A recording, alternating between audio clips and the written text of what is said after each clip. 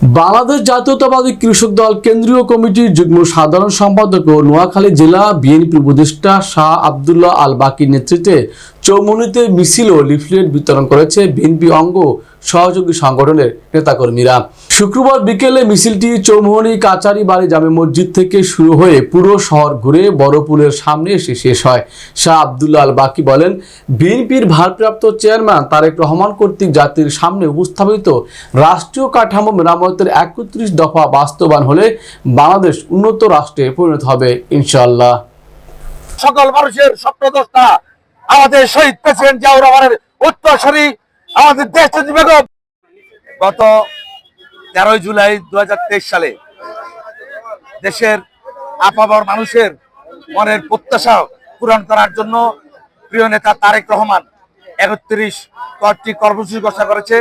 দেশের রাষ্ট্র কাঠামো অবকাঠামো দেশের রাষ্ট্র কাঠামো মেরামতের জন্য এই 31 দফা কর্মসূচি ইতিমধ্যে সারা বাংলাদেশে আমরা মাঠে ঘাটে গ্রামে গঞ্জে শহর বন্দরে আমরা ঘুরে ঘুরে এই সমস্ত লিফলেট বিলি করছি। আমাদের উদ্দেশ্য একটা, আপনারা সবাই জানেন, ইতিমধ্যে প্রিয় নেতা তারেক রহমান বলেছেন বাংলাদেশকে মেরামত করতে হবে, বাংলাদেশকে রক্ষা করতে হবে, বাংলাদেশে ভোটের অধিকার প্রতিষ্ঠা করতে হবে, বাংলাদেশে মানুষের গণতন্ত্রের অধিকার ফিরিয়ে আনতে হবে।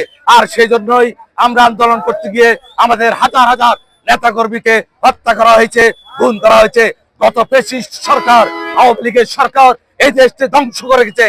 গত 70 বছর এই দেশে কোনো গণতান্ত্রিক কোনো প্রতিষ্ঠান ছিল না। তাই আজকে আহ্বান একটি, দেশ আমাদের প্রিয় নেতা তারেক রহমানের নেতৃত্বে আমরা দেশ গড়তে চাই।